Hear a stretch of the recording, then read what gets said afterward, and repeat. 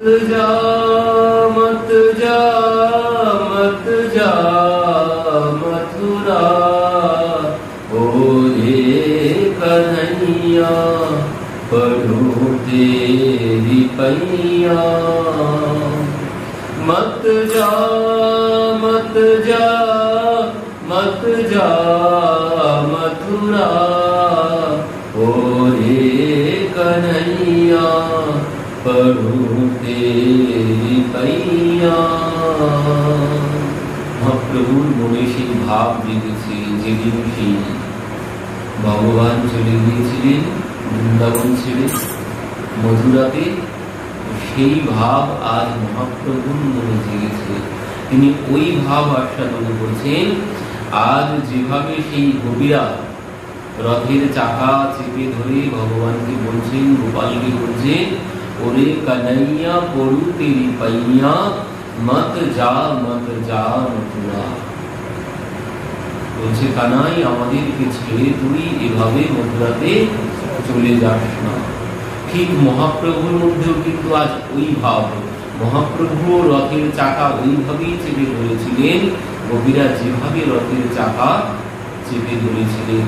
আজও মহাপ্রভুর মধ্যে ওই ভাব এসেছে, যেন ওই জগন্নাথ চলে যাচ্ছেন বৃন্দাবন ছেড়ে মথুরাতে চলে যাচ্ছে। এই যে এতদিন ছিলেন কোথায় জগন্নাথ? এই 1 সপ্তাহ 8 দিন কোথায় ছিলেন? আমরা বলি মাসির বাড়ি। এটা কিন্তু মাসির বাড়ি নয়, এটা জগন্নাথের নিজের বাড়ি। এটা গুন্ডিচা দেবীর মহল, এটা গুন্ডিচা মহল। এই গুন্ডিচা মহল হচ্ছে জগন্নাথের নিজের বাড়ি। এটা এখানে ইন্দ্রদ্যুম্ন রাজা যখন এই জগন্নাথ নির্মাণ করলেন, জগন্নাথের যখন বিগ্রহ নির্মাণ হলো, পরবর্তীতে এবার কিছুদিন পর জগন্নাথ বলছেন যে রাজাকে স্বপ্নে বললেন যে আমি এখানে থাকবো না। কেন? কারণ এখানে থাকা ঠিক হবে না। কেন থাকা ঠিক হবে না? বলছেন এটি হচ্ছে একটি ব্যক্তিগত জায়গা। মহারাজের এটা মহল ছিল, মহারাজের প্রাসাদ, এটি গুন্ডিচা দেবীর মহল এটা। তো সেই মহলেই ভগবান জগন্নাথকে মহারাজ রেখেছিলেন। তো জগন্নাথ কিছুদিন পর বলছেন যে আমি এখানে থাকবো না। কেন? বলছেন এখানে থাকা ঠিক হবে না, কারণ সবাই আসবে না আমার কাছে।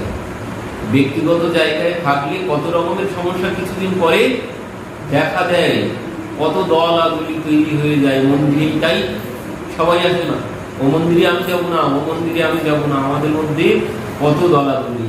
তো বলছেন এই যে ব্যক্তিগত জায়গায় থাকলে নানান রকম সমস্যা হবে। কিছুদিন পরে কেউ বলবে ও জগন্নাথ ওনাদের জগন্নাথ, আমরা ওখানে গিয়ে কি করবো? তো সেই জন্য জগন্নাথ মহারাজকে বলেছিলেন যে মন্দির বানাতে। সেই জন্যে মহারাজ মন্দির বানিয়েছিলেন। তো এবার কিছুদিন পর বলছেন আমাকে তুমি ওই মন্দিরেতে রেখে এসো। আর এই কথা যখন সেই গুন্ডিচা দেবী শুনলেন যে জগন্নাথ এখান থেকে চলে যাবে, জগন্নাথ এখানে থাকবে না, তো ওই যে গোপীদের মধ্যে যে অবস্থা হয়েছিল ঠিক ওই একই অবস্থা এই গুন্ডিচা দেবীর মধ্যে হয়েছিল। বললেন আমি কিছুতেই তোমাকে এখান থেকে যেতে দেব না। কিন্তু জগন্নাথ খুব বোঝালেন, বুঝিয়ে এবার ওই যে যাওয়ার জন্য রথ তৈরি হয়েছিল, এই গুন্ডিচা মহল থেকে মন্দিরে যাওয়ার জন্য ওই প্রথম রথ তৈরি হলো, ওই সেইখান থেকেই এই রথ শুরু। তো এখানে ভগবান এই গুন্ডিচা মহল থেকে মন্দিরে যাওয়ার জন্য প্রস্তুত হয়ে গেছেন। জগন্নাথ উঠেও গেছেন রথে, 3 জনাই রথে উঠে গেছেন। গুন্ডিচা দেবী ওই গোপীদের মতো এসে রথের সম্মুখে এসে শুয়ে পড়েছেন। গোপীরা যেমন বলছে আমরা কিছুতেই অক্রুরকে এখান থেকে রথ নিয়ে যেতে দেব না, আমরা এই পথ কেঁদে ভাসিয়ে দেব, রথের চাকা কিছুতেই এখান থেকে যাবে না। দেখি অক্রুর কিভাবে রথ নিয়ে যায়। এখান থেকে রথ নিয়ে যেতে গেলে আমাদের শরীরের উপর দিয়ে নিয়ে যেতে হবে, আমরা কিছুতেই জগন্নাথকে এখান থেকে কানাইকে নিয়ে যেতে দেব না। তো ওই গুন্ডিচা দেবীও ঠিক ওই একই কথা বলছেন। তিনি আজ রথের সম্মুখে, তিনি যখন ওইখানেই শুয়ে পড়েছেন রথের সম্মুখে, তখন জগন্নাথ নিজে এসে রথ থেকে নিজে নেমে এসেছেন। জগন্নাথ রথ থেকে নিজে নেমে এসেছেন, নিজে নেমে এসে ওই গুন্ডিচা দেবীর কোলে গিয়ে বসেছেন। বসে বলছেন, মা তুমি আমাকে যেতে দাও, আমি তোমার কাছে আবার আসবো। গুন্ডিচা দেবী বলছেন, তুমি সেই তোমার নিজের মাকে কথা দিয়েছিলে না? তোমার নিজের মাকে তুমি কথা দিয়েছিলে, গোপীদেরকে কথা দিয়েছিলে, কি বলেছিলেন? শান্তয়ামাস সপ্রেময়ী আয়াসে চিদত্যকই। বলছেন আমি দুদিনের মধ্যেই চলে আসবো। তো তুমি তোমার নিজের মাকেও বলেছিলে তুমি দুদিনের মধ্যে চলে আসবে, কিন্তু তুমি আসনি। 100 বছর পরে এসে দর্শন দিয়েছো। আমি তোমাকে কিছুতেই যেতে দেব না। তোমার মা তোমাকে যেতে দিয়েছিল, কিন্তু আমি তোমাকে কিছুতেই যেতে দেব না।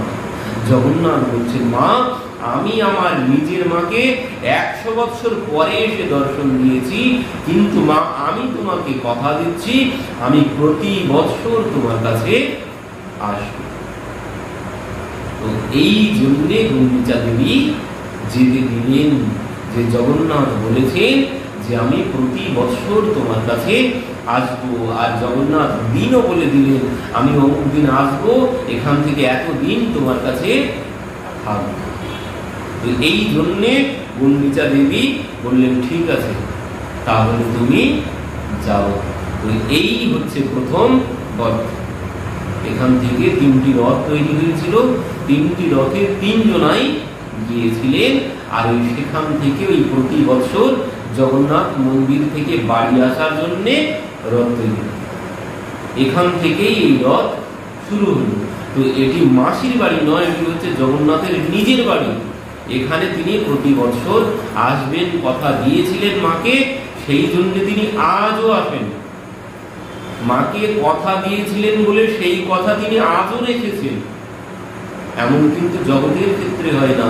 এই জগন্নাথ আজও ওই ইন্দ্রদ্যুম্ন আর গুন্ডিচা দেবী বাৎসরিক ক্রিয়া করেন, কোন সন্তান হয়নি। ইনি জগন্নাথ বললেন আশীর্বাদ চাও, মা তুমি আমার কাছে আশীর্বাদ চাও। তো সেখানে মহারাজ গুন্ডিচা দেবী কি আশীর্বাদ চাইলেন? কোনো সন্তান ছিল না। জগন্নাথ ভেবেছিলেন হয়তো সন্তানই চাইবে, কিন্তু মহারাজ বলছেন, গুন্ডিচা দেবী কি বলছেন? বলছেন প্রভু তুমি যদি আশীর্বাদ দিতেই চাও তো এই আশীর্বাদ দাও, আমার যেন বংশে বাদি দিতে কেউ না থাকে। জগন্নাথ বলছেন হায় হায় মা তুমি কি চাইছো? আমি আরো ভাবছি তুমি সন্তান চাইবে যাতে তোমার বংশ রক্ষা হয়, কিন্তু মা তুমি কি চাইবে?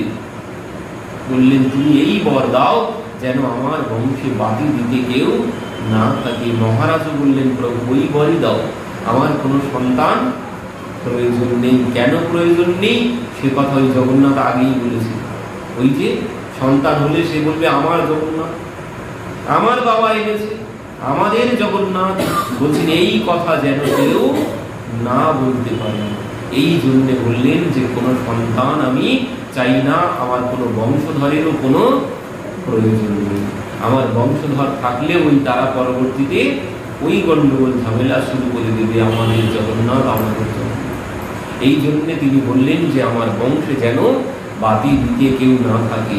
তো জগন্নাথ বললেন ঠিক আছে পিতা, আজ থেকে আমি কথা দিচ্ছি তোমার সমস্ত পুত্রের দায়িত্ব, একটা পুত্রের যা যা কর্তব্য আমি সব করব, তোমাদের জন্য আমি সব করব। শ্রাদ্ধ ক্রিয়া জগন্নাথ করেছিলেন, ইন্দ্রদ্যুম্ন রাজা গুন্ডিচা দেবীর শ্রাদ্ধ ক্রিয়া এই জগন্নাথ করেছিলেন।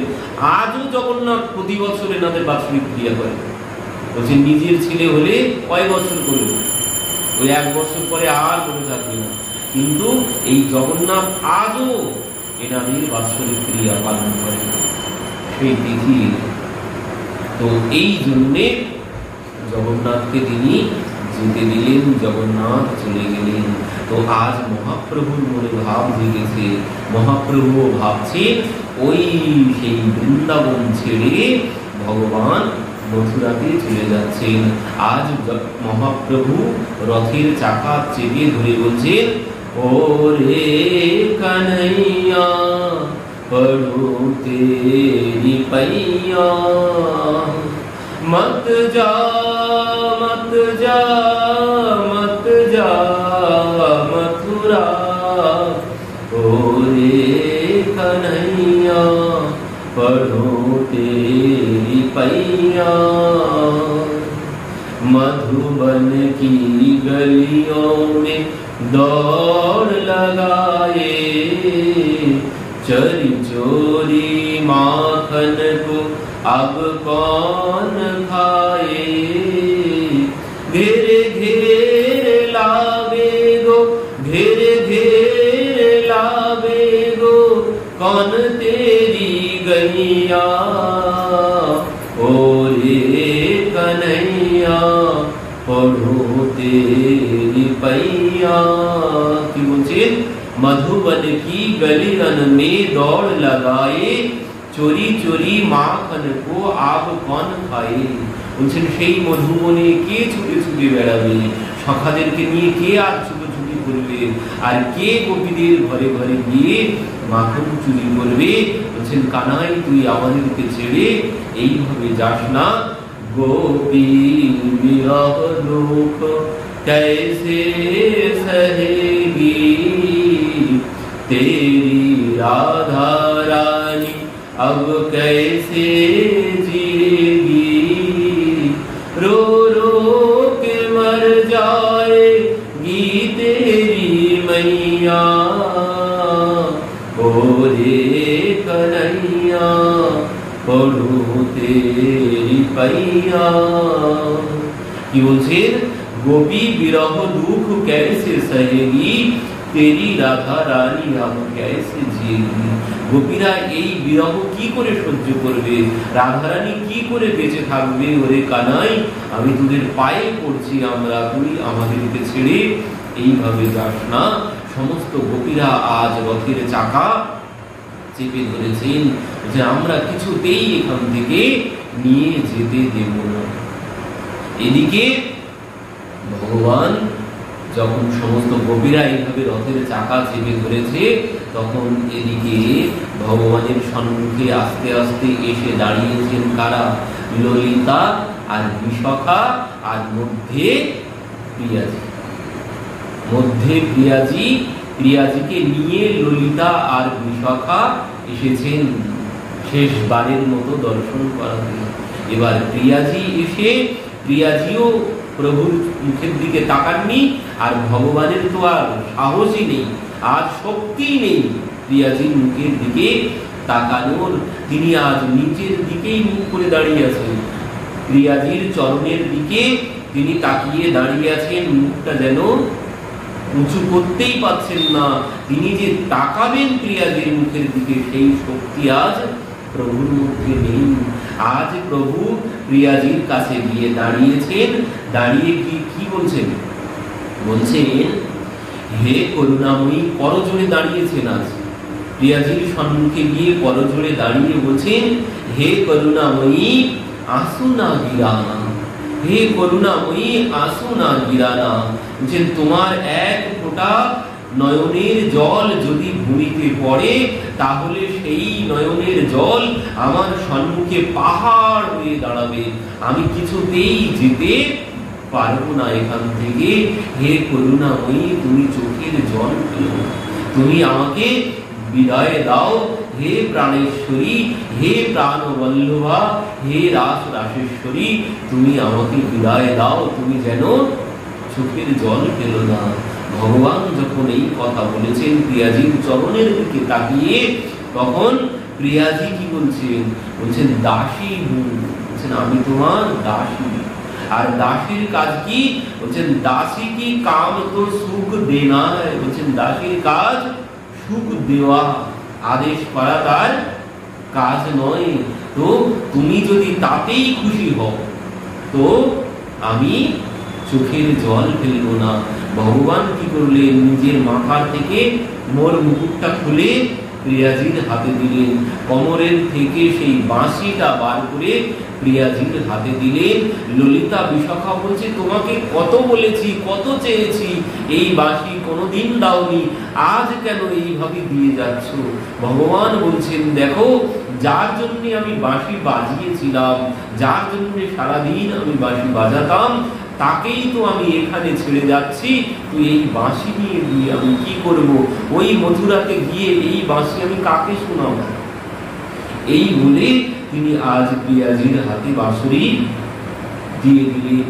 প্রিয়াজি আর যেন দাঁড়িয়ে থাকতে পারছেন না। এদিকে কি হয়েছে? অক্রূর মহারাজ তো সময়ই বলছেন, প্রভু খুব দেরি হয়ে যাচ্ছে, প্রভু খুব দেরি হয়ে যাচ্ছে।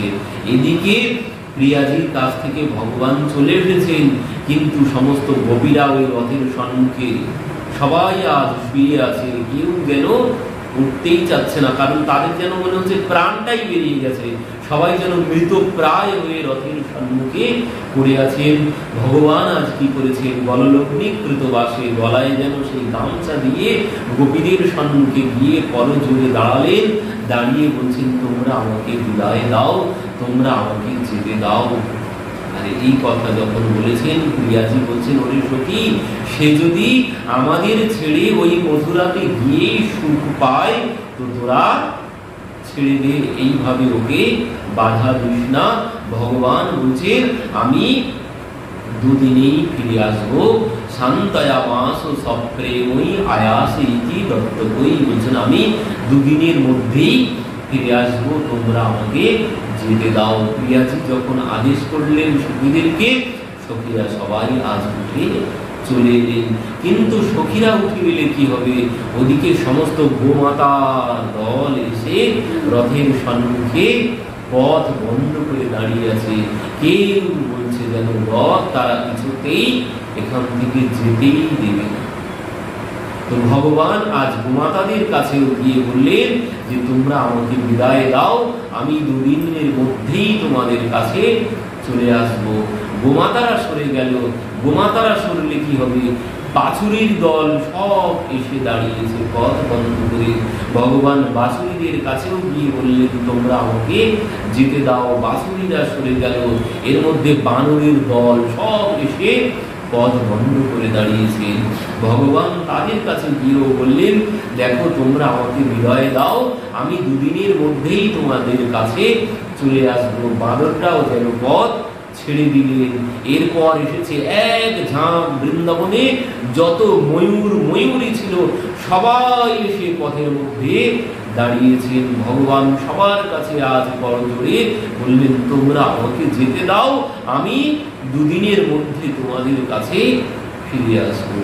আর এই কথা যখন বলেছেন, আজ সবাই যেন পথ ছেড়ে দিয়েছেন। ভগবান এবার গিয়ে রথে উঠেছেন।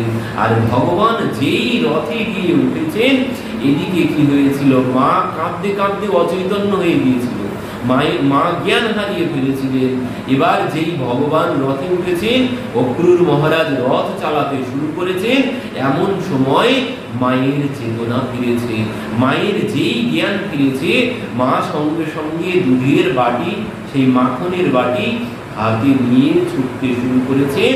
আর বলছেন, রোক লো রোক লো রথ রোক লো, আরে লালা মাখন খাজা, লালা মাখন খেয়ে যা, লালা তুই মাখন খেয়ে যা, রথ রোখো, রথ রোখো, বলছে রথ থামাও, রথ থামাও, লালা তুই মাখন খেয়ে যা। মায়ের কথা শুনেই ভগবান অক্রূর কাকাকে বললেন, কাকা তুমি রথ থামাও। তো ভগবান আজ রথ থেকে নিচে নেমে এলেন। রথ থেকে নিচে নেমে এসে মায়ের হাতের মাখন গ্রহণ করলেন। মাখন গ্রহণ করে মায়ের কাছ থেকে বিদায় গ্রহণ করে ভগবান রথে গিয়ে উঠলেন। এবার ভগবান রথে উঠেই অক্রূর কাকাকে বলছেন, কাকা আর দেরি করো না। আর এই কথা যেই বলেছেন, অক্রূর মহারাজ রথ চালিয়ে দিয়েছেন। সেই রথ সোজা এমন ভাবে চালিয়েছেন, সুখদেবজি বলছেন, রথেন বায়ু বেগেন কালিন্দী মহন আসেনি। সেই রথ যেন বায়ু বেগে চালিয়ে দিয়েছেন অক্রূর মহারাজ। আর সেই রথ থামলো কোথায়? সেই রথ থামলো গিয়ে ওই কালিন্দীর তীরে, যমুনার তীরে গিয়ে রথ দাঁড়ালো। সেখানে তখন আধার নেমে এসেছে। অক্রুর মহারাজ বলছেন, প্রভু যদি আদেশ করেন তাহলে একটু স্নান করি, কারণ সন্ধ্যা এখনো হয়নি। এই যে বিদায় নেওয়ার পর্ব, এ কিন্তু সেই ভোরবেলা থেকে শুরু হয়েছে। ভোরবেলা থেকে বিদায় নেওয়ার পর্ব শুরু হয়েছে। বিদায় নিতে নিতে নিতে নিতে সন্ধ্যা হয়ে গেছে। এদিকে তখন সূর্য উঠছিল পূর্ব আকাশে, সেই সূর্য পশ্চিম আকাশে ঢলে পড়েছে বিদায় গ্রহণ করতে করতে। কেউ তো যেতেই দিতেই চাইছে না। এদিকে রথ চলে যাচ্ছে, আর সমস্ত গোপীরা ওই রথের পেছন পেছন ছুটছেন আর বলছেন, কৃষ্ণ হে কৃষ্ণ হে কৃষ্ণ হে কৃষ্ণ হে কৃষ্ণ হে কৃষ্ণ হে কৃষ্ণ হে কৃষ্ণ হে কৃষ্ণ হে কৃষ্ণ হে কৃষ্ণ হে কৃষ্ণ হে। বলতে বলতে যখন আর রথ দেখতে পেল না গোপীরা, সব আজ ভূমিতে লুটিয়ে পড়েছেন। তাদের যেন প্রাণটা বেরিয়ে গেছে, তারা মৃত প্রায় হয়ে সব ভূমিতে পড়ে গেছেন। অক্রুর মহারাজ এমন সময় ওই যমুনার তীরে গিয়ে ডুব দিতে গিয়েছেন। ভগবানকে বললেন, প্রভু আপনি স্নান করবেন? ভগবান বললেন, না কাকা তুমি স্নান করে এসো। আজ কাকা যখন সেই জলের ডুব দিয়েছেন, জলের ডুব দিয়েই জলের মধ্যে ভগবানকে দর্শন করলেন। কাকা ভাবছেন, হায় হায় আমি এক্ষুনি জিজ্ঞাসা করে এলাম, বললো আমি স্নান করবো না, আমার আগেই জলে এসে ডুব দিয়েছে। সঙ্গে সঙ্গে উপরে উঠেছেন। উপরে উঠে দেখলেন তো তারা রথেই বসে আছেন। পুনরায় ডুব দিয়েছেন, দেখছেন জলের মধ্যে। পুনরায় উঠেছেন, দেখলেন রথেই বসে আছে। যেন মাথা ঘুরতে শুরু করেছে। এবার পুনরায় যখন জলে ডুব দিয়েছেন, দেখলেন আর কানাই বলাই নেই। এবার দেখলেন ওই শেষ নাগের উপরে ভগবান নারায়ণ বসে আছে। তখন ভাবতে শুরু করলেন, তাহলে কি কৃষ্ণ নারায়ণ? এই জেনে গেলেন। কেন ভগবান এই স্বরূপ দর্শন করালেন? কেন দর্শন করালেন? কারণ অক্রুর মহারাজ এই যে এতক্ষণ নিয়ে আসছিলেন, আর আস্তে আস্তে কি ভাবছিলেন, এই ছোট্ট ছোট্ট বালক দুইজন, আমি তাদেরকে নিয়ে যাচ্ছি কোথায়? তাদেরই শত্রুর হাতে আমি নিয়ে যাচ্ছি, এদের কালের মুখে ফেলে দিতে আমি এই ছোট্ট ছোট্ট বালক দুইজনকে নিয়ে যাচ্ছি। তো এই মনে মনে এই ভাবনা ভাবতে ভাবতে নিয়ে যাচ্ছিলেন। সেই জন্য ভগবান অক্রুর কাকাকে স্বরূপ দেখিয়ে দিলেন, কাকা তুমি যে ভয় পাচ্ছ, একবার দেখো তুমি নিয়ে যাচ্ছ কাকে। তো এবার অক্রুর মহারাজ জল থেকে উঠেছেন, উঠে তো চোখগুলো বড় বড় হয়ে গেছে। ভগবান বলছেন, কি হয়েছে কাকা? এইভাবে বিস্ময়ে আমার দিকে তাকিয়ে আছে কেন? অক্রুর কাকা আর কোনো কথা বললেন না। অক্রুর কাকা করজোড়ে ভগবানের স্তুতি করতে শুরু করলেন। সেখান থেকে আজ ভগবানকে নিয়ে এলেন মথুরাতে। মথুরাতে নিয়ে যখন এসেছেন, পরবর্তীতে ভগবান এখানে সেই কংসকে বধ করলেন। কংসকে বধ করে উগ্রসেনকে রাজা বানালেন। মূল্যবান যে কথা এখানে, যে এই বিয়োগ গোপীদের সাথে ভগবানের এই বিয়োগ কেন হলো? এই যে 100 বছরের বিয়োগ, ভগবান বললেন যে আমি আজ যাচ্ছি আর পরশুদিন চলে আসবো, পরশু আগমিষ্যামি। তো এই যে বিয়োগ হয়ে গেল 100 বছরের মধ্যে, ভগবান আর এলেন না। কেন এলেন না? এই বিয়োগ কেন হলো? গোপীদের সাথে ভগবানের এই বিয়োগ কেন হলো? তো এর মধ্যে অনেক কারণ আছে। ভগবানের বিয়োগ হয়েছে এই জন্যে, বলছেন এই বিয়োগ কিন্তু ভগবানের সাথে শুধু গোপীদের হয়নি, এই বিয়োগ কিন্তু আমাদের হয়েছে 100 বছরের। ভগবানের সাথে আমাদের বিয়োগ হয়েছে 100 বছরের। এটা লীলা দেখানো হচ্ছে যে এই বিয়োগ আমাদের সবার সাথে হয়েছে ভগবানের। কিন্তু এই বিয়োগের পরে যোগ হবে কি করে ভগবানের সাথে? যোগ আমরা তার সাথে যুক্ত হব কি করে? আমরা তাকে পাবো কি করে? বিয়োগ তো আমাদের হয়েই গেছে, কিন্তু এই যোগ কি করে হবে? তো বলছেন এই যোগ কি করে হবে, সেই শিক্ষা দেওয়ার জন্যই বিয়োগ। সেই শিক্ষা দেওয়ার জন্যই এই লীলা। আমরা বলি না আমাদের ভজন হচ্ছে গোপী আনুগত্যের ভজন। তো গোপী আনুগত্য কি, গোপী আনুগত্য কাকে বলে এ আমরা সবাই জানি না। আমরা বলি যে গোপী আনুগত্যে ভজন, কিন্তু গোপী আনুগত্য কি, কাকে বলে গোপী আনুগত্য? তো বলছেন এইখানে সেই শিক্ষা দেওয়া হয়েছে। ভগবান গোপীদেরকে ছেড়ে চলে গেলেন। বলছেন প্রকৃত গুরু আমাদেরকে, বলছেন প্রকৃত গুরু হচ্ছে এই গোপীরা, এই সখারা, এই নন্দ বাবা, মা যশোদা, এরাই হচ্ছে আমাদের প্রকৃত গুরু। সেই পথ দেখিয়েছেন আমাদের, যিনি যাকে আমরা পাশে পেয়েছি, তো তিনি ওই গুরুকে চিনিয়েছেন। তো এই গুরু, আসল গুরু হচ্ছে আমাদের গোপীরা। কেন বলছেন গোপী আনুগত্যে ভজন করতে হবে? তো এই গোপী আনুগত্য কি? বলছেন গোপী আনুগত্য হচ্ছে এই যে ভগবানকে, ভগবানের সাথে যে বিয়োগের পর গোপীরা, সখারা, মা কিভাবে দিন কাটাচ্ছে সেই শিক্ষা নিতে হবে। এখানে গোপীদের দিন এখন কাটছে কি করে? ভগবানকে যে গোপীরা হারিয়েছে, তো হারানোর পরে এখন গোপীদের দিন কিভাবে কাটে, মায়ের দিন কিভাবে কাটে, সখাদের দিন কিভাবে চলে, এখন এদের কাছ থেকে শিক্ষা নিতে হবে। তাহলে বলছি এনাদের মতো যদি তোমার মধ্যে ভাব আসে, এদের মতো যদি তুমি চলতে পারো, তাহলেই তোমার যোগ হবে পুনরায় ভগবানের সাথে, তুমি পুনরায় যুক্ত হতে পারবে। আর যদি না তোমার মধ্যে এই ভাব আসে, তাহলে তুমি যুক্ত হতে পারবে না ভগবানের সাথে। এই যে যারা ভগবানকে মধুর রসে ভালোবাসেন, তাদের গুরু হচ্ছে এই গোপীরা। যারা ভগবানকে সখ্য রসে ভালোবাসেন, তাদের গুরু হচ্ছে এই সখারা। এনারাই হচ্ছে প্রকৃত গুরু। এনারাই পথ দেখিয়েছেন আমাদেরকে কিভাবে ভগবানের ভজনা করতে হবে। এই বিয়োগে ভগবানের সাথে যোগ হতে গেলে, তাকে পেতে গেলে। আর যারা বাৎসল্য রসে ভগবানকে ভালোবাসে, যারা গোপালের সেবা করে, বলছেন তাদের অবস্থা কেমন হবে সে শিক্ষা দিয়েছেন মা আর বাবা। এই যে 100 বছর তারা কাটিয়েছেন, বলছেন কিভাবে কাটিয়েছেন? বলছেন এইভাবে দেখে যদি তুমি, এই ভাব তোমার মধ্যে আসে, এই শিক্ষা যদি তুমি গ্রহণ করতে পারো, তাহলেই পুনরায় তোমার সাথে যোগ হবে। আর যদি এই ভাব তোমার মধ্যে না আসে, তাহলে কিন্তু আর 100 বছরে আর তোমার সাথে যোগ হবে না। তো এই শিক্ষা দেওয়ার জন্য ভগবান এই বিরহ দিয়েছেন। এই বিরহের তাপ না হলে হৃদয় গলবে না, বিরহের তাপ না হলে হৃদয়ে গলবে না। আর হৃদয়ে যদি না গলে, তাহলে অলংকার কি করে হবে? সোনা যদি নাই গলে, তাতে আমি অলংকার বানাবো কি করে? তো বলছেন এই বিরহের তাপ দিয়ে এই হৃদয়ে গলানো হবে। আর এই হৃদয়ে যখন এই বিরহের তাপে গলে যাবে, ভগবান তখন তার নিজের অলংকার আমাকে নিয়ে, আমাকে তার নিজের অলংকার বানাবেন। যখন আমার হৃদয় এই বিরহের লীলায়, এই বিরহের তাপে গলবে।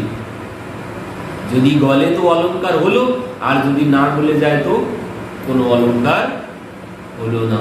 তো এই জন্য এই বিরহ, আর এই বিরহের তাপ না হলে এই চিত্তরূপী দর্পণ এও মার্জিত হবে না। মহাপ্রভু বললেন যে চেত দর্পণ মার্জনম, এই চিত্তরূপী দর্পণ মার্জিত করতে হবে। মার্জন কি করে হবে?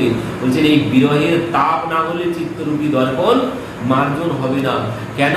বলছেন তার যেমন আমরা রথের আগে কি দেখেছি, রথের আগে হয়েছে ঝালি সমর্পণ, ঝালি সমর্পণের পরে হয়েছে গুন্ডিচা মার্জন, গুন্ডিচা মার্জনের পর জগন্নাথ গিয়ে গুন্ডিচায় বসেছে।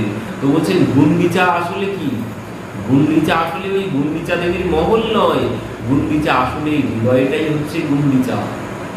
প্রথমে হয়েছে ঝালি সমর্পণ, বলছে ঝালি আর কিছু নয়। এই যে রাঘব পণ্ডিতের ঝালি আমরা শুনেছি, রাঘব পণ্ডিত ঝালি নিয়ে যায়, অদ্বৈত প্রভু ঝালি নিয়ে যেত, রাঘব পণ্ডিত ঝালি নিয়ে যেত। তো বলছেন এই ঝালি কেন নিয়ে যেত? বলছেন এই ঝালি আর কিছু নয়, বলছেন এই সামগ্রী তারা যে নিয়ে যেত মহাপ্রভুর সেবার জন্য। বলছেন এই যে সামগ্রী, ভগবান কি সামগ্রী চেয়েছেন নাকি? ভগবান সামগ্রী চান না। ভগবান চেয়েছে কি? বলেছে যে তোমার মনটা আমাকে দাও, অর্জুনকে বললেন, অর্জুন আমার কোনো কিছু চাওয়া নেই, শুধুমাত্র তোমার মনটা আমাকে দাও, আমি আর কোনো কিছু চাই না। অর্জুন বলছেন, প্রভু সব পারি কিন্তু ওটাই পারবো না। তো এই ঝালি সমর্পণ কেন বলছেন? এই ঝালি সমর্পণ এই জন্যে, ভগবান সামগ্রী চান না, কিন্তু সামগ্রী দিতে হয়। কেন দিতে হয় বলছেন? এই সামগ্রী দিতে দিতে যদি ওই সামগ্রীর সাথে কোনোদিন ভুল করেও আমার মনটা কোনোদিন দিয়ে ফেলি, এই জন্যে সামগ্রী দিতে হয়। আর বলছেন এই যখন এই ঝালি সমর্পণ মানে এই মনটাকে যখন সমর্পণ করব, তখনই কি হবে? গুন্ডিচা মার্জন। আমি যতক্ষণ না মন সমর্পণ করছি, ততক্ষণ আমার ভিতর মার্জন হচ্ছে না। আমি যতদিন না ভগবানকে নিজেকে সমর্পণ না করছি, ততদিন আমার গুন্ডিচা মার্জন হবে না। বলছেন ভগবানকে যদি আমি নিজেকে সমর্পণ করে দিতে পারি, ওই ভগবান নিজেই নিজে হাতে গুন্ডিচা মার্জন করেছেন, মহাপ্রভু নিজে হাতে গুন্ডিচা মার্জন করেছেন। তো বলছেন যদি আমি নিজেকে সমর্পণ করতে পারি, তো ভগবানই মার্জন করে নেবেন। আমার যত ময়লা আছে সব ভগবান পরিষ্কার করে নেবেন। তিনি কারো দোষ দেখেন না। বলছেন ভগবানের এমন মধুর স্বভাব, দীনবন্ধু অতি মৃদুল সুবাহু। তিনি তার এমন স্বভাব, তিনি কারো দোষ বিচার করেন না। যখন কেউ তার কাছে এসে সমর্পিত হয়ে যায়, যদি কেউ নিজেকে সমর্পণ করেন ভগবানের কাছে, ভগবান আর কারো দোষ বিচার করেন না। বলছেন এই সমর্পণ করে দিলেই বলছেন তার সমস্ত ময়লা আমি নিজে হাতে পরিষ্কার করে দেব। মহাপ্রভু নিজে হাতে গুন্ডিচা মার্জন করেছেন, ঝাড়ু হাতে নিয়ে জল নিয়ে নিজে মার্জনা করেছেন। তো বলছেন এই মার্জনা তো আমি করব। তো বলছেন এই মার্জনা কি করে হবে? ওই মার্জনা প্রথমে ঝাড়ু দিয়ে ধুলা ঝেড়েছেন, তারপরে কি করেছেন? তারপরে জল দিয়ে ধুয়েছিলেন। তো বলছেন এই যে জল কোথায়? বলছেন এই জল হচ্ছে ওই নয়নের জল। এই নয়নের জল ঝরবে কখন? বলছেন এই নয়নের জল তখনই ঝরবে যখন এই বিরহের তাপ লাগবে। বিরহের যন্ত্রণা না এলে এই নয়নের জল ঝরবে না। তো বলছেন নাম হচ্ছে ঝাড়ু, আর ওই নামের সাথে ওই ঝাড়ুর পরে জল দিয়ে ধুইতেও হবে, তারপর জগন্নাথ এসে বসবে। তো বলছেন এই বিরহের তাপ না হলে এই জলও ঝরবে না, আর এই জল না ঝরলে হৃদয় পরিষ্কার হবে না, আর হৃদয় পরিষ্কার না হলে জগন্নাথ এসে আমার হৃদয়ে বসবেন না। এই হচ্ছে রথের তত্ত্ব, এই হচ্ছে ঝালি সমর্পণ, গুন্ডিচা মার্জনের তত্ত্ব। এই গুন্ডিচা মার্জন তখনই হবে যখন বলছেন এই যে ভগবান লীলা করেছেন কি জন্য। সুখদেবজি বলছেন ভগবান লীলা করেছেন অনুগ্রহায় ভূতানাম মানুষম দেহমাস্থিতঃ ভজতে তাদৃশি ক্রীড়ায়াম ইয়া শ্রুত্বা তৎপরো ভবে। কি বলছে? অনুগ্রহায় ভূতানাম মানে অনুগ্রহায় মানে অনুগ্রহ, আমাদেরকে উপকার করার জন্য তিনি ভূতানাম মানে জগতের জীবকে উপকার করার জন্য, অনুগ্রহ করার জন্য বলছেন মানুষম দেহমাস্থিত, যারা এই জগতের মানুষকে তিনি কৃপা করার জন্য লীলা করেছেন। ভজতে তাদৃশি ক্রীড়ায়াম যা শ্রুত্যা তৎপরো ভবে। বলছেন এই লীলা শ্রবণ করলে তাদের মধ্যে কি হবে? ভাব আসবে। ভগবানের লীলা শ্রবণ করলেই ভাব আসবে। যেমন আমরা সিরিয়াল দেখি, সিরিয়ালের মধ্যে অনেকে প্রবেশ করে ফেলে, বৌমাকে গালাগালি দেয়, কেউ শাশুড়িকে গালাগালি দেয়। কেন? ওই সিরিয়ালের মধ্যে সে প্রবেশ করে যায়, মানে ওই লীলার মধ্যে সে ঢুকে যায়, লীলার মধ্যে প্রবেশ করে। এই জন্য সে যেন ভাবে আমি ওখানে আছি, এই জন্য গালি দিতে শুরু করে। তো বলছেন ঠিক এইভাবে ভগবানের লীলা শ্রবণ করতে করতে যখন এই লীলার মধ্যে প্রবেশ করতে পারবে, আর এই লীলা শ্রবণ করলেই এই হৃদয় গলবে। এই লীলা না শ্রবণ করলে হৃদয় গলবে না কিছুতেই। ভগবানের লীলা কথা শ্রবণেই হৃদয় গলবে, হৃদয় দ্রবীভূত হবে একমাত্র লীলা শ্রবণ করলে। ও জ্ঞানের কথায় হৃদয় গলবে না। গীতা হচ্ছে জ্ঞানের কথা, ও জ্ঞানের কথায় হৃদয় গলে না, জ্ঞানের কথায় অত কাজ হয় না। তো তার জন্যই লীলা করেছেন। সেই জ্ঞান আর বৈরাগ্য যখন অসুস্থ হল, দেবর্ষী নারদ গীতা পাঠের মুহুর্মুহু গীতা পাঠ করে জ্ঞান আর বৈরাগ্য শ্রবণ করালেন জ্ঞান আর বৈরাগ্যকে, কিন্তু তাদের কিছুই হলো না, তারা সুস্থ হয়নি। পরবর্তীতে সেই সনক সনাতন সনন্দ সনত কুমার বললেন দেবর্ষি নারদকে যে তুমি তাদেরকে ভাগবত শ্রবণ করিয়েছো। দেবর্ষি নারদ বলছেন না। কেন?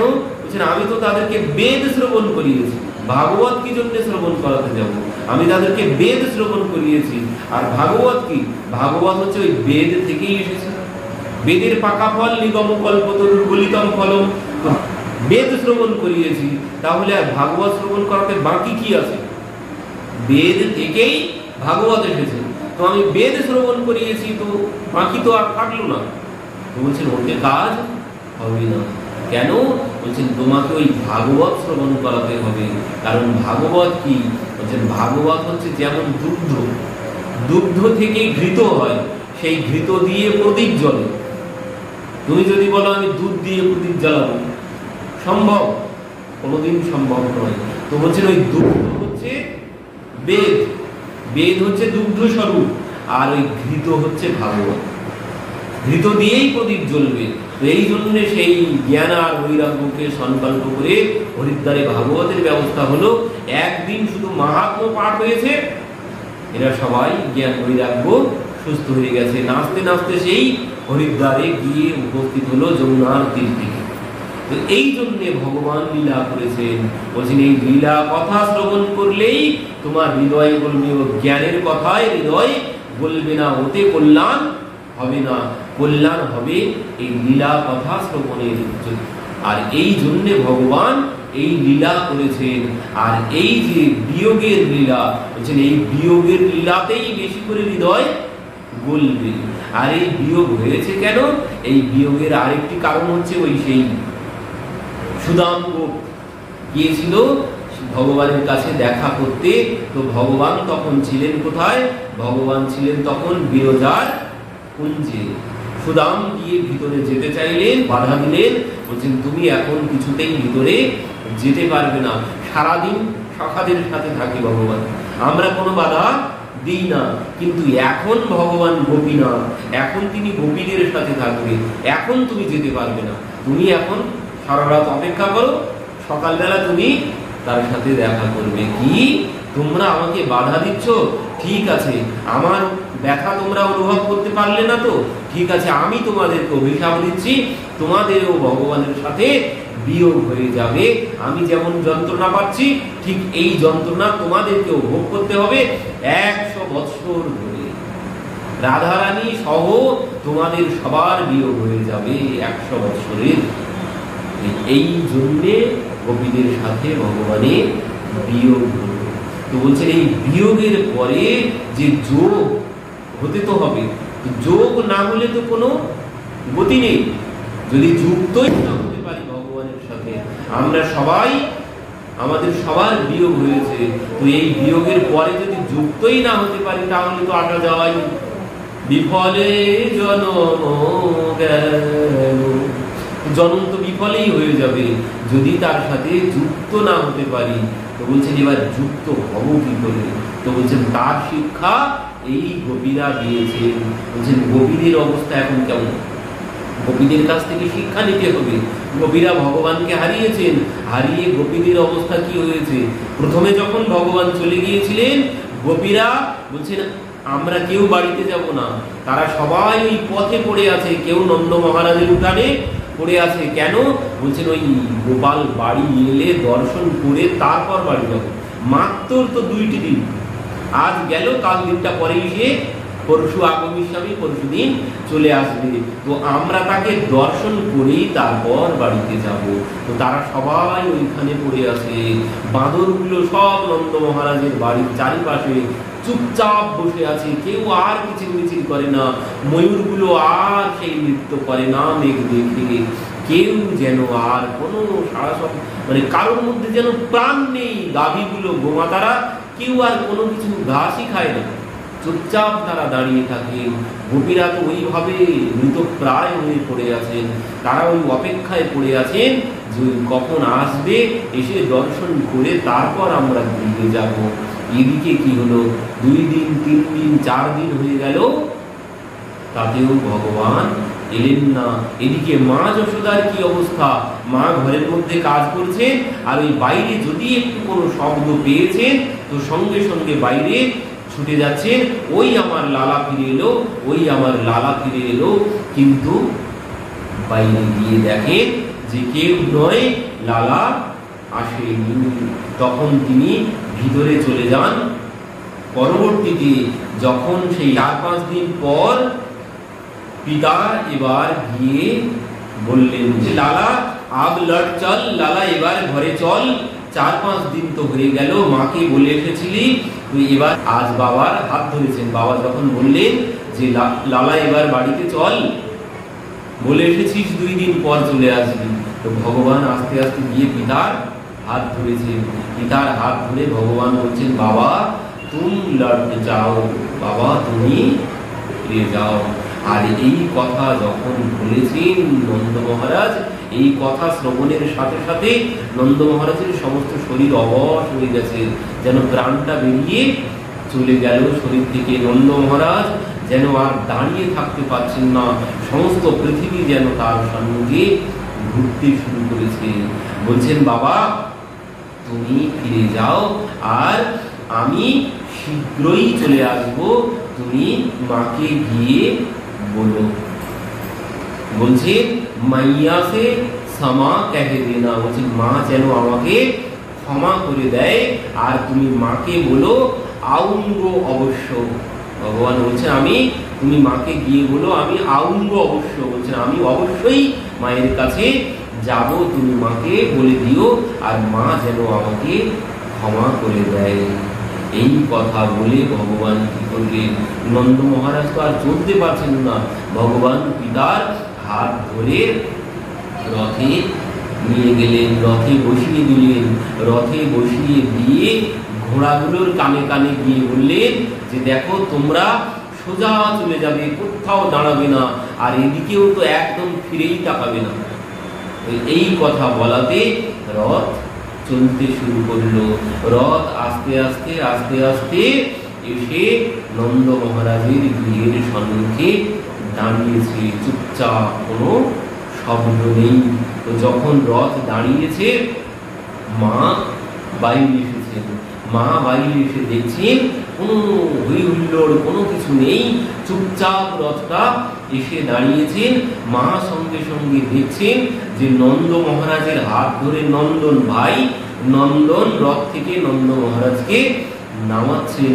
মা দেখে ভাবছেন, বলছেন 4 দিন মে কাহা হ্যায় গেও, বলছেন 4 দিনে এমন কি হলো যে এত শরীর খারাপ হয়ে গেছে, এত শরীরটা শুকনো হয়ে গেছে, হাত ধরে রথ থেকে নামাতে হচ্ছে, 4 দিনে এমন কি হয়ে গেছে।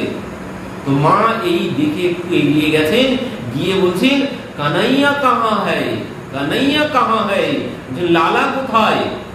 সো রহে হোঙ্গো, বলছেন সে কি ভিতরে শুয়ে আছে, পথে আসতে আসতে কি ঘুমিয়ে পড়েছে, তার গায়ে কাপড় দিয়েছো, তার গায়ে চাদর দিয়েছো, পথে তো ঠান্ডা লেগেছে, তো কানাইয়াকে নিচে নামিয়ে নিয়ে এসো। বলছেন সে নিচে শুয়ে আছে হয়তো। তো বলছে সখারা কোথায়? নন্দন বললেন ভাবি সখারা সবাই যে যার বাড়িতে চলে গেছে। তো মা বলছেন কি ব্যাপার, তারা সবাই বাড়িতে কেন চলে গেল? তারা তো কেউ বাড়িতে যায় না, তারা তো তারা সব সখার সাথেই, মানে লালার সাথেই ভোজন করে, তারা কি জন্য বাড়িতে চলে গেল? আর লালাকে তোমরা নামিয়ে নিয়ে এসো, এইভাবে কেন চলে যাচ্ছ? লালাকে নামিয়ে নিয়ে এসো, আস্তে আস্তে কোলে করে নিয়ে এসো, যেন তার ঘুম না ভেঙে যায়। আস্তে আস্তে নিয়ে এসে আমার কোলে দাও। কেউ কোনো কথা বলছেন না। যখন বলছে ঠিক আছে আমি নামিয়ে নিয়ে আসছি, রথের পর্দাটা তো সরাও। এবার যেই রথের কাছে এগিয়ে যাচ্ছেন, নন্দ মহারাজ গিয়ে মা যশোদার হাত ধরেছেন। হাত ধরে বলছেন যশোদা আব লালা কাহা, আব লালা কাহা, লালা আসেনি? বলছে না লালা আসেনি। লালা আসেনি? তো বলছে লালা আসেনি তো তুমি কেন ফিরে এলে? লালাকে মথুরাতে ছেড়ে তুমি কেন ফিরে এলে? লালাকে তুমি মথুরাতে কি জন্য রেখে চলে এলে? তোমার প্রাণটা বেরিয়ে যায়নি? তাকে তুমি কিভাবে মথুরাতে ছেড়ে একা একা চলে এলে? তোমার প্রাণটা কি বেরিয়ে যায়নি? তুমি কি করে ফিরে এলে? তুমি কি রামায়ণ শোনোনি কোনোদিন? রামায়ণে কি বলেছে? বলছেন যে সময় সেই রাম বনে চলে গিয়েছিল, जब राम जी बन चले गए सुमंत खबर देई कि राम लटेंगे नाय बन से। যে রাম যখন বনে চলে গিয়েছিলেন, সুমন্ত এসে দশরথকে বললেন যে রাম বন থেকে আর ফিরে আসবে না। তো এই কথা শ্রবণের সাথে সাথে কি হলো? রাম রাম কহে রাম কহে রাম রাম কহে রাম, तन पर हरि रघुबर बिरहो राम गए सुरधाम। राम राम বলতে বলতে দশরথ প্রাণ ত্যাগ করলো। তোমার প্রাণটা কেন বেরিয়ে গেল না? তুমি এখনো কি জন্য বেঁচে আছো? আর এই সংবাদ, এই কথা শ্রবণের সাথে সাথে আমার প্রাণটা কেন বেরিয়ে গেল না? আমি কেন এখনো দাঁড়িয়ে আছি? তুমি কি জন্য লালাকে মথুরাতে ছেড়ে চলে এলে? তখন নন্দ বাবা বলছেন, যশোদা, এর পরেও আরো একটা কথা আছে, সেটা তুমি জানো না। কি জানি না? বলছেন, যশোদা, এর পরেও আরো একটা কথা আছে, সেটি হলো এই, যখন রাম বন থেকে 14 বৎসর পরে ফিরে এসেছিল, তখন রাম প্রথমে গিয়েছিল কোথায়? রাম প্রথমে তার পিতার ভবনেই গিয়েছিল। পিতার ভবনে গিয়ে যখন দেখলেন পিতা নেই, তখন রাম কি করেছিল? রাম নিজে মাথা টুকে টুকে মেঝেতে মাথা টুকে টুকে হে পিতা হে পিতা হে পিতা হা পিতা হা পিতা বলে কেঁদেছিল। তো বলছে, আমাদের লালাও বলেছে সে অবশ্যম্ভাবী আসবে, তো আসবে তো আসবে, সে যখন বলেছে সে আসবে, কিন্তু সে যদি এসে দেখে আমরা নেই, তো আমরা তাদের বিরহের যন্ত্রণা সহ্য করতে পারবো, কিন্তু সে আমাদের বিরহের যন্ত্রণা আমাদের যদি না দেখতে পায়, সে সেই কষ্ট সহ্য করতে পারবে না। সেই জন্য আমার প্রাণটা বেরিয়ে যায়নি। আর দশরথ বড় ভাগ্যবান যে রামের মতো পুত্রকে হারিয়ে সে প্রাণ ত্যাগ করেছিল, কিন্তু আমার ওই সৌভাগ্য নেই। কেন? বলছেন যে আমার বেঁচে থাকার বড় লোভ, কৃষ্ণের মতো পুত্রকে ছেড়ে আমার বেঁচে থাকার বড় লালসা, আমার বেঁচে থাকার বড় লোভ। আর এই কথা আমাদের নন্দ মহারাজ আমাদেরকে বললেন, বলছে আমাদেরও ওই কৃষ্ণকে ছেড়ে বেঁচে থাকার খুব লালসা। আমরা ভগবানকে ছেড়ে সবাই বেঁচে থাকতে চাই, ভগবানকে ছেড়ে বেঁচে থাকার জন্য আমরা কত কিছু করি, কিন্তু কি জন্যে এই শরীরটা পেয়েছি আমরা কেউ ভেবে দেখি না। তো বলছেন যে আমাদের ওই বেঁচে থাকার খুব লালসা, ভগবানের মতো পুত্রকে ছেড়ে বেঁচে থাকতে আমাদেরও খুব ইচ্ছা। বলছেন ওই দশরথের মতো ভাগ্য আমাদের নেই। তো এই যে ভগবানকে হারিয়ে মায়ের চোখের জল পড়তে পড়তে মা তো অন্ধ হয়ে গিয়েছিলেন। আর গোপীদের অবস্থা কি হয়েছে? গোপীদের অবস্থা, গোপীরা এখন কেমন হয়েছে তাদের? বলছেন, নিশিদিন বরসত নয়না हमारे सदा रहतो पावसरी तू हम पर जब ते शाम सिधारे निशिदिन बरसतो नैना हमारे। निशिदिन बरसतो नैना हमारे, হচ্ছে গোপীদের অবস্থা। বলছেন চোখে যদি কাজল পরি, সে কাজল চোখে থাকে না। কি বলছেন দেখুন, अंजन तीरीना रहत आँखियाँ में कर कपल भाई कारे निशिदिन बरसतो नैना हमारे। কপালে চোখে যদি কাজল করি, সেই কাজল বলছেন আঞ্জন তীর্ণা রহত আঁখিয়া, কাজল চোখে থাকে না, কাজল সমস্ত মুখ কালো হয়ে যায়, ওই চোখের জলে কাজল দিয়ে সমস্ত মুখটা কালো হয়ে যায়। এই অবস্থা গোপীদের। আর সখাদের কি অবস্থা? সখারা এখন ওই বনে বনে ঘুরে বেড়ায়, আর তারা বলতে থাকে, ঘর সো পরসো কি কহে গয়ে ঘন শ্যাম, না আয়ে বরসো बीते गए, घर सो परसो की कह गए घनो श्याम, ना आए बरसों बीते गए, परसों की कह गए घनो श्याम, ना आए बरसों बीते गए। তো বলছেন সেই বলে গেল যে পরশু চলে আসবো, কিন্তু সেই পরশু আর কবে আসবে? সেই পরশু তো আর এলো না। বলছেন বর্ষ বিত গয়ে, বলছেন 1 বছর পার হয়ে গেল, এখনো সেই পরশু কি আর ফিরে এলো না। সখাদের অবস্থা, গোপীদের অবস্থা ওই শিক্ষা নিতে হবে গোপীদের কাছ থেকে। গোপীদের এখন দিন কিভাবে কাটছে, তারা কিভাবে দিন কাটাচ্ছে ভগবানকে হারিয়ে, সখারা কিভাবে দিন কাটাচ্ছে ভগবানকে হারিয়ে, মায়ের দিন কিভাবে কাটছে। মায়ের তো ওই 2 নয়ন থেকে গঙ্গা যমুনা হয়েছে। উদ্ধব যখন এলো, এসে সখাদের কাছে জিজ্ঞাসা করছে, বৃন্দাবনে এসে, এখানে নন্দ মহারাজের মহল কোনটি? সখারা বলছে, এই যে নদী দেখতে পাচ্ছ, এই নদী ধরে চলে যাও, এই নদী যেখানে শেষ সেখানেই নন্দ মহারাজের গৃহ। উদ্ধব শুনে বলছে, সে কি, কারো বাড়ি থেকে কি কোনোদিন নদীর সৃষ্টি হয় নাকি?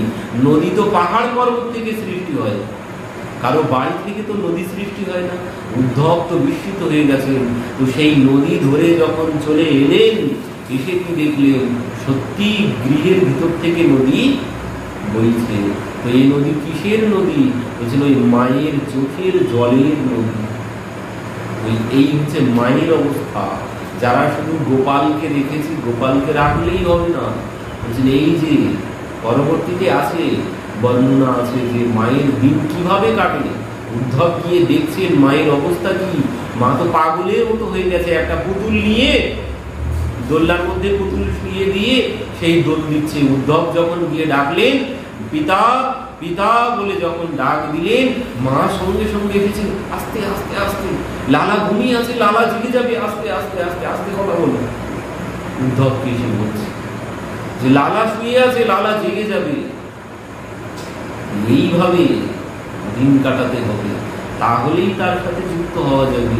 কবিরা যেভাবে দিন কাটালেন ওইভাবে দিন কাটাতে হবে। যারা সখ্য রসে ভগবানকে ভালোবাসে তাদেরকে শিক্ষা নিতে হবে, সখাদের কাছ থেকে শিক্ষা গ্রহণ করতে হবে, তাহলেই পুনরায় যুক্ত হতে পারবো তার সাথে। আর যদি এই ভাব না এলো, তাহলে পুনরায় আর যুক্ত হওয়া সম্ভব হবে না। তো বলছেন এই জন্যে ভগবান এই বিরহ দিয়েছেন আমাদের, এই লীলা করেছেন, বিরহের লীলা। যে বিরহের তাপ না হলে হৃদয় কিছুতেই বলবে না। আর এই চিত্তরূপী দর্পণ মার্জিত হবে না। আর চিত্তরূপী দর্পণ মার্জিত না হলে আমরা ভগবানকে আর পাবো না।